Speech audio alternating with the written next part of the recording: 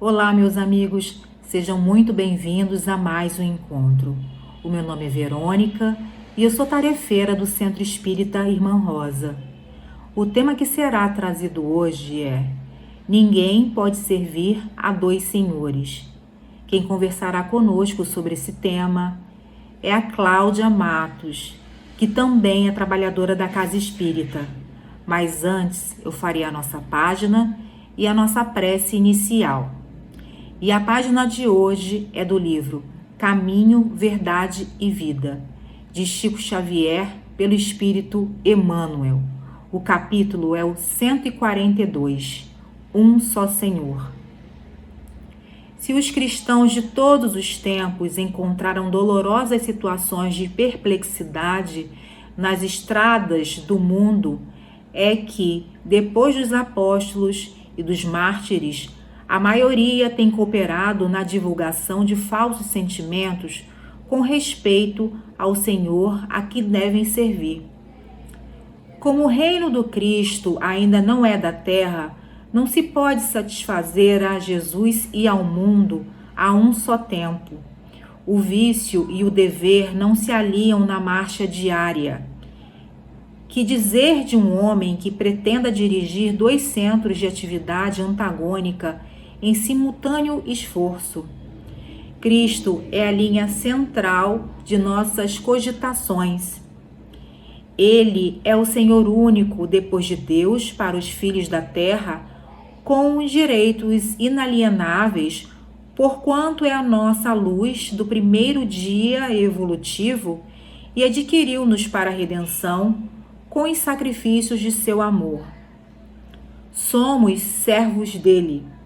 Precisamos atender-lhes aos interesses sublimes com humildade. E para isso é necessário não fugir do mundo, nem das responsabilidades que nos cercam, mas sim transformar a parte de serviço confiada ao nosso esforço nos círculos de luta em cédulas de trabalho do Cristo. A tarefa primordial do discípulo é, portanto, compreender o caráter transitório da existência carnal, consagrar-se ao Mestre como centro da vida e oferecer aos semelhantes os seus divinos benefícios. Vamos orar, meus irmãos. Vamos agradecer pelo dia de hoje. Vamos agradecer pelo Mestre amado, Jesus, que muito nos tem ensinado a sermos pessoas melhores, a cuidar do nosso irmão, a buscar sermos felizes, também fazendo algo pelo nosso próximo. Jesus, aqui estamos para ouvir as palavras da Cláudia, que traga muito amor, que traga o equilíbrio, todo o ensinamento e que a espiritualidade amiga esteja a todo tempo nos envolvendo. Que nos traga serenidade, paz, amor e que possamos transmitir a todos à nossa volta. Muito obrigada, Senhor, mais uma vez pela vida, pela evolução, pela oportunidade de reencarnar e rever as nossas questões. Obrigada, Senhor, que assim possa ser. E agora, vamos ouvir as palavras da Cláudia. Boa tarde, amigos. Cá estamos mais uma vez, unidos em pensamentos e intenções, na casa virtual da nossa querida Irmã Rosa, numa oportunidade de estudarmos juntos o Evangelho de Jesus à luz da doutrina dos Espíritos. E por tudo isso, nós agradecemos a Deus, ao nosso Mestre Jesus, desejando que a psicosfera de serenidade que percebíamos quando estávamos fisicamente no CEIR possa se instalar em nossos lares, nos lares de nossos familiares e amigos e se irradiar para todos os irmãos em humanidade, onde quer que eles estejam. Conforme a Verônica já informou na abertura, o tema do mês é Aos Pés do Monte, Meu Coração se Renovou. Um tema que é um verdadeiro lembrete, ao mesmo tempo um convite, sobre a necessidade de encontrarmos espaço em nosso pensamento e tempo em nossos dias para nos aliviarmos e enchermos o nosso coração de fé e esperança com as palavras de nosso querido irmão e mestre Jesus em seu Sermão da Montanha. O tema de hoje, que nos coube interpretar e trazer para o nosso cotidiano, é Ninguém pode servir a dois senhores. Nós tivemos como base de estudo o Evangelho segundo o Espiritismo, de Allan Kardec, em seu capítulo 16, Não se pode servir a Deus e a Mamon, e também os livros O Sermão da Montanha, de Rodolfo Caligares, e Sabedoria do Evangelho, de Carlos Torres Pastorino, além de outras fontes. No Evangelho segundo o Espiritismo, Kardec inicia o capítulo 16 com o tópico A Salvação dos Ricos e com a citação de Mateus, em seu Evangelho, no capítulo 6, versículo 24, onde Jesus nos disse que ninguém pode servir a dois senhores, porque ou há de aborrecer um e amar o outro, ou há de submeter-se a este e desprezar aquele. Não podeis servir simultaneamente a Deus e a Mamon. Kardec cita duas passagens emblemáticas de seu Evangelho, do Evangelho dos Espíritos, quando Jesus se vê diante de dois homens de situação financeira privilegiada. O primeiro caso é o de um jovem esportista e o outro do nosso já conhecido Zaqueu.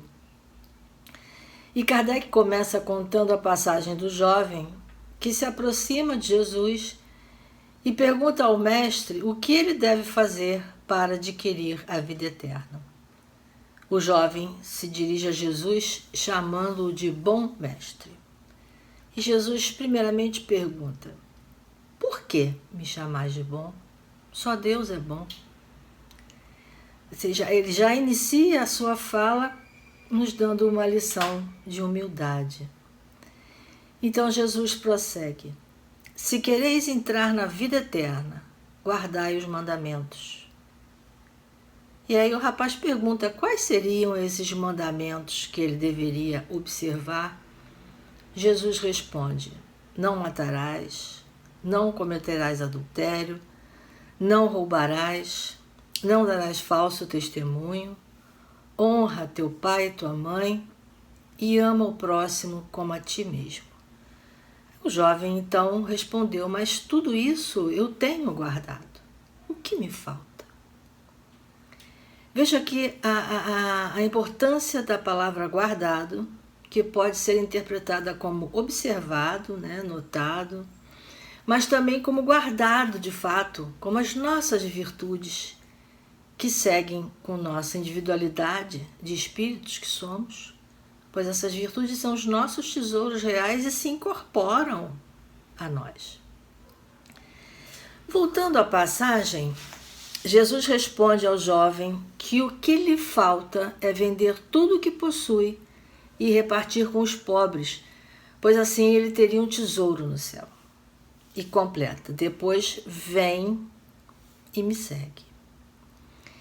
O rico rapaz então vai embora muito triste, porque ele no fundo acreditava que não tinha tempo e que não ia conseguir ser capaz de cumprir essa sugestão do mestre. Jesus então diz aos seus discípulos: é bem difícil um rico entrar nos céus, no reino dos céus. É mais fácil um camelo passar pelo buraco de uma agulha do que um rico entrar no reino dos céus.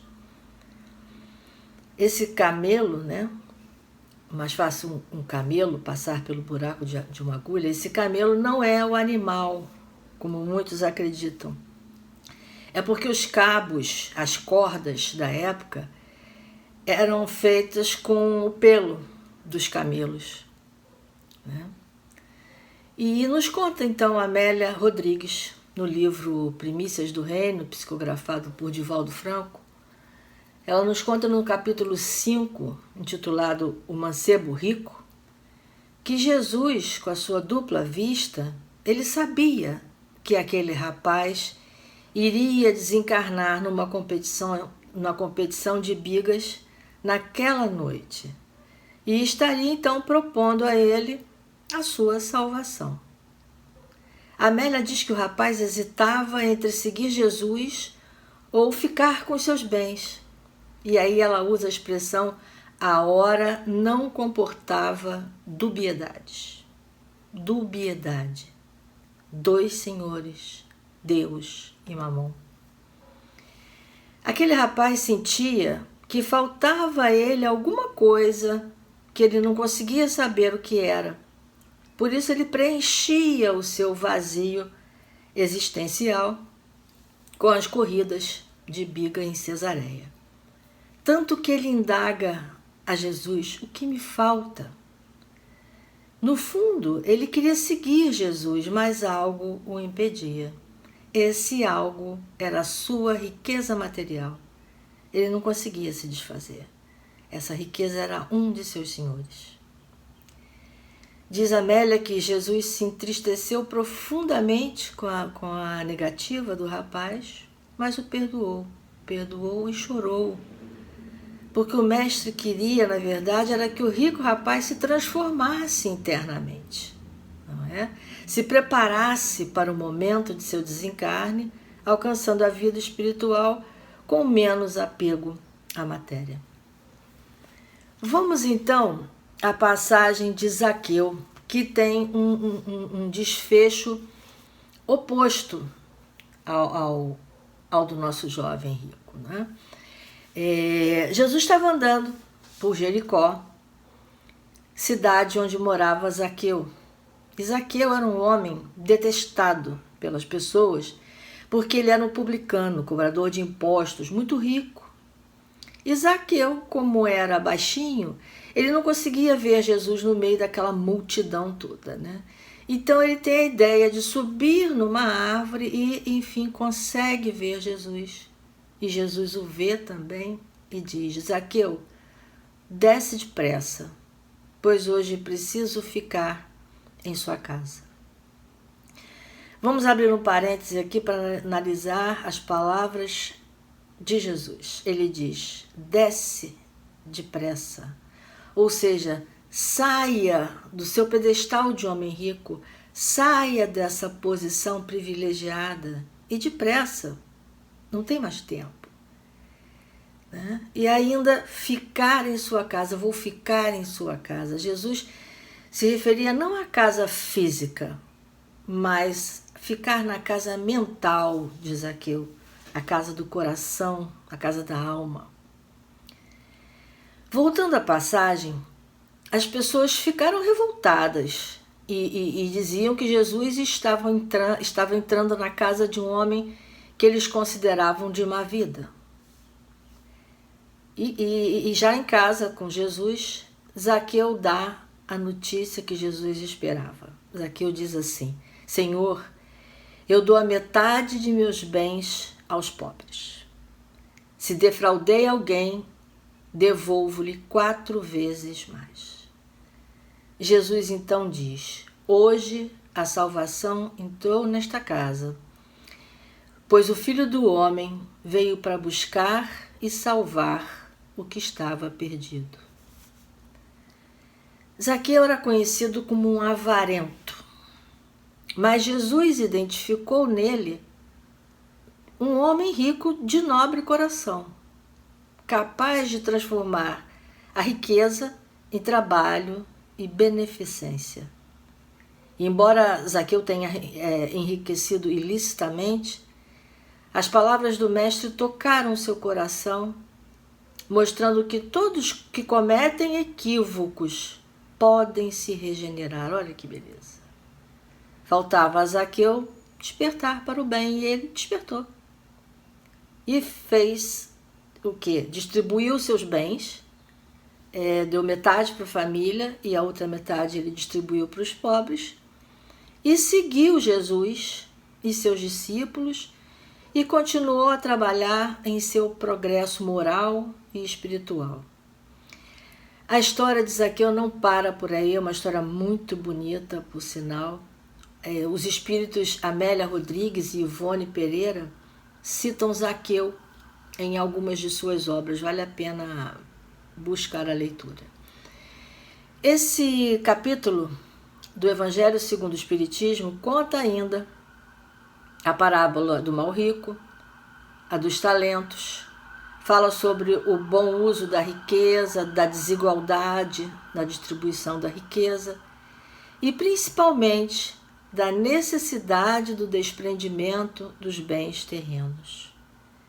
Tudo isso pode ser resumido em uma fala do espírito Lacordaire, que diz: não vos julgueis no direito de dispor exclusivamente em vosso favor daquilo que não é senão um empréstimo e não uma doação.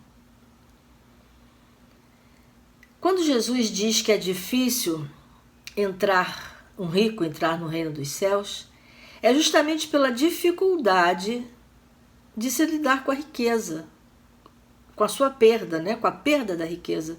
Portanto, a riqueza é uma prova muito mais difícil que a prova da pobreza. Ganhar é bom, perder nem sempre.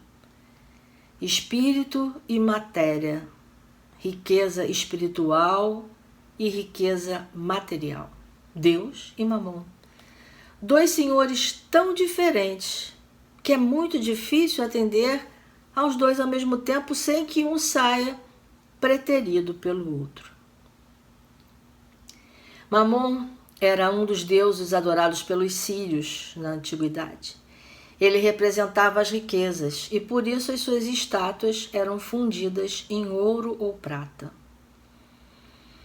Mamon significa dinheiro em hebraico, um termo usado para se referir à riqueza material, à cobiça. Então, Mamon seria assim o senhor ou o demônio da avareza. No livro Céu e Inferno, de Allan Kardec, encontramos a expressão Mamon também no capítulo 4, na descrição do inferno cristão, como sendo o demônio da avareza, um dos muitos príncipes que comandariam legiões de espíritos dominados pelas paixões como avareza e ganância. Então, servir a Mamon seria como servir ao Deus da avareza. Sabemos que há ricos e pobres, e a missão, e a cada um deles, tanto aos ricos quanto aos pobres, Deus atribui uma missão. A pobreza é uma prova de paciência e resignação. E já a riqueza é prova de caridade e de abnegação.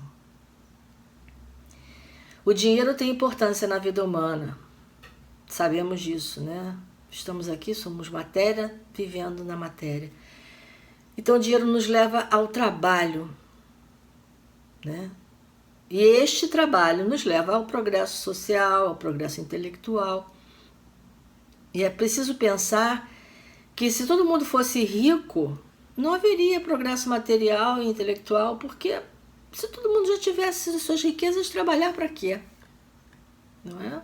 Não haveria esse progresso, porque ninguém se dedicaria ao trabalho, nem às grandes descobertas científicas, descobertas essas que demandam esforços e recursos. E se todos fossem pobres, não haveria chance de se ter saúde e paz. Aí, o que Deus nos faz de presente? Nos dá as reencarnações. E através delas, nós conhecemos as duas faces da moeda. Ser rico e ser pobre. Conhecemos a riqueza e a pobreza para aprendermos com essas vivências e termos a oportunidade em cada uma delas de evoluir moral e espiritualmente. Muitas pessoas ainda falam que dinheiro é sujo, coisa suja, justificando um pouco essa expressão que não pode servir a Deus e a Mamon. Não pode servir a Mamon, porque dinheiro é sujo. No entanto, não existe nessa fala de Jesus uma condenação clara ao dinheiro, mas sim a sua idolatria. Vejam a diferença. Porque, afinal, não é o dinheiro que possui qualidades ou defeitos morais, somos nós, não é? Que apesar de sermos espíritos, estamos vivendo uma experiência na matéria, como já disse, e por isso nós dependemos dos recursos materiais para essa vivência aqui no planeta. E por isso a prova da riqueza é muito difícil, porque pode acabar levando o homem a vícios e paixões, além de levá-lo, a atitudes extremas quando ele se vê ameaçado de perder sua riqueza. Mas nem por isso é algo ruim. Quem tem recursos materiais pode e deve ser útil à coletividade, contribuindo nos projetos sociais, nas pesquisas, no progresso geral da humanidade. Então, o bem que a gente puder fazer com os recursos que possuímos é um de nossos verdadeiros tesouros imperecíveis. É a caridade. Porque a gente precisa atuar, trabalhar e merecer os nossos salários com dignidade e honra. Precisamos aprender a nos relacionar bem com o dinheiro para que sejamos úteis a nós mesmos e aos outros. Saber lidar com o dinheiro, sendo bom depositário dos talentos recebidos, também é servir a Deus. Tem a parábola dos talentos. Talento era o nome de uma moeda. Então a gente tem que saber utilizar o que Deus nos confia. E aí a gente está praticamente diante de uma equação matemática. Multiplicar e dividir os nossos talentos para somarmos virtudes, até conseguirmos zerar nossos defeitos. A gente sabe o fascínio que as coisas materiais exercem sobre a gente, né? E essas riquezas materiais, quando ao invés de nos servirem, são nossos senhores, podem nos levar a desajustes espirituais e acabam freando nossa evolução moral. Desde que a gente é pequena, criança, na maioria das vezes somos incitados a buscar a riqueza material e não a satisfação da alma. Muitos jovens são incentivados pelos pais a desistirem de certas profissões porque não dão dinheiro. Às vezes eles trazem até dons de outras vidas, mas isso não dá dinheiro, vai se sustentar como? É claro que ter uma boa formação que garanta um emprego com um ótimo salário e usufruir de tudo de bom que o dinheiro pode comprar é legal. Mas e a realização pessoal? Onde fica? Ter dinheiro nos proporciona acesso à saúde, conforto e até a possibilidade de repartir, de dividir o que temos, ajudando outras pessoas. Mas ao ajudar, o nosso coração precisa ir junto com a nossa doação.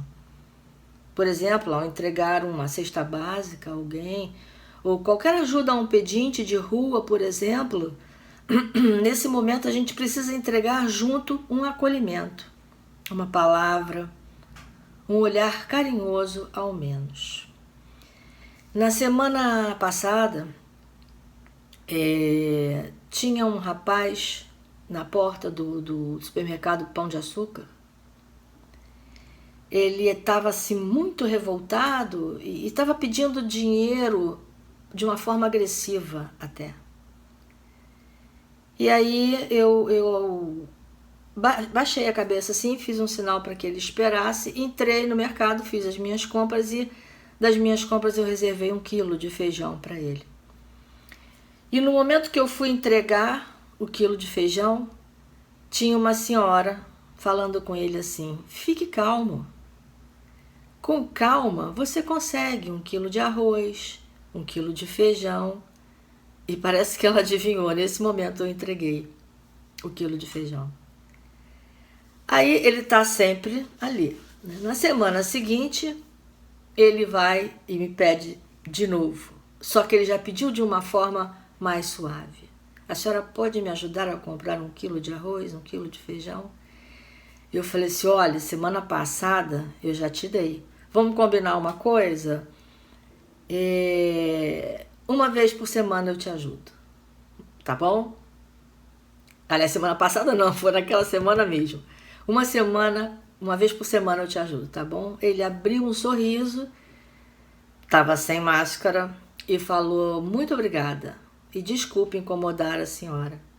Era Dia Internacional da Mulher e ele ainda disse assim, parabéns pelo seu dia.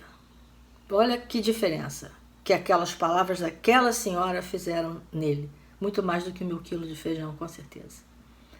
E ele, naquele dia, ele estava com a menininha. No segundo dia, ele estava sozinho. Jesus disse assim, buscai primeiramente o reino de Deus e a sua justiça, e o resto vos será concedido por acréscimo. E a gente faz o quê? A gente inverte o processo. Vivemos no materialismo, achando que depois podemos ganhar o paraíso. Adiamos a nossa salvação, como aquele jovem que declinou do convite de Jesus. Rodolfo Caligari nos diz que os interesses mundanos e os ideais superiores não se correspondem nem se harmonizam. São antes duas forças divergentes, antagônicas, atuando em sentidos opostos. Vejam, mais uma vez, os dois senhores. Quem concentra toda a sua riqueza, a sua atenção nas riquezas, não tem tempo para pensar nas coisas da alma. E quanto mais progride materialmente, quanto mais aumenta os seus tesouros perecíveis, mais necessita defendê-los. Aquela senhora não tinha talvez como ajudar o rapaz, mas ela teve a palavra. A riqueza é muito maior do que a matéria. Ela ajudou muito mais do que eu, certamente. Quantos de nós passamos a vida trabalhando e buscamos frequentar, estudar e trabalhar em uma casa espírita ou nos dedicarmos a obras sociais, por exemplo, somente depois que a gente se aposenta? Por que a gente não começa antes? Por falta de tempo apenas? Talvez. Mas a gente tem que se esforçar muito mais. Nesse capítulo do Evangelho que a gente está estudando, um espírito protetor nos fala a seguinte mensagem. Quando considero a brevidade da vida, dolorosamente me impressiona a preocupação que é para vós, objeto, o bem-estar material, ao passo que tão pouca importância dais ao vosso aperfeiçoamento moral, a que quase nenhum tempo consagrais, e que, no entanto, é o que importa para a eternidade. Não podemos nos entregar à vaidade, ao orgulho, aos excessos que a riqueza nos proporciona. Ao contrário, precisamos usar os bens materiais que temos, as nossas possibilidades financeiras para sermos caridosos e também para cuidar da nossa vida espiritual. Quando a gente deixar esse mundo, como aconteceu aquele rapaz rico, só vai levar conosco aquilo que nos pertence de fato, como já dissemos, que são as qualidades morais, que nos garantirão o acesso às regiões felizes da espiritualidade. Por isso, Jesus nos convida a não acumularmos tesouros na terra, porque são perecíveis. Ele nos recomenda que nos desapeguemos dos bens materiais, o que não significa que não devemos deixar de valorizá-los e cuidar do que nos é confiado por Deus, porque somos depositários, né? Nada nos pertence, somos apenas depositários. O que Jesus quer dizer é que podemos multiplicar esses bens, reparti-los, sem deixar que esses bens nos possuam, nos dirijam. O Evangelho diz ainda que temos que aprender a não invejar ninguém. Diz assim, se sois pobres, não inveje os ricos, pois a riqueza não é necessária à felicidade. Sabemos disso, não é? Se sois ricos, não vos esqueçais de que esses bens vos foram confiados e que deveis justificar o seu emprego como numa prestação de contas de tutela.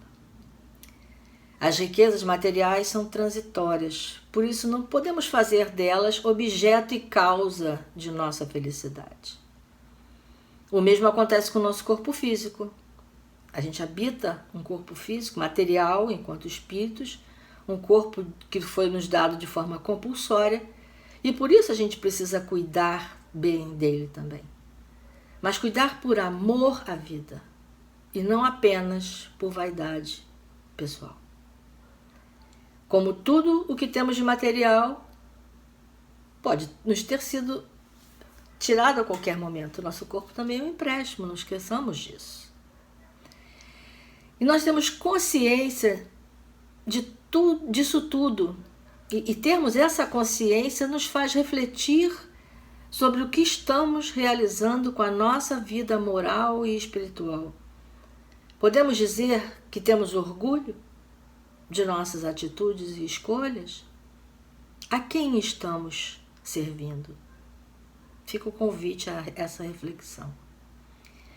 Servir a Deus parece difícil, mas é algo simples e deveria ser condição básica, condição primeira em nossa vida.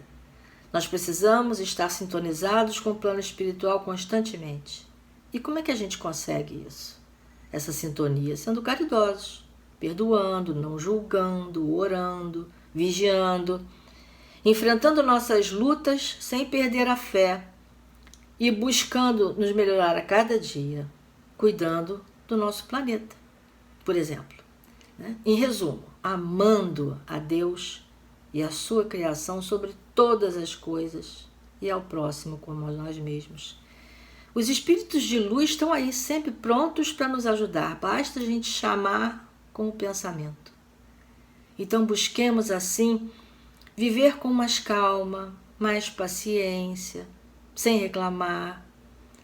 Busquemos amar servindo a Deus, o resto nos será dado.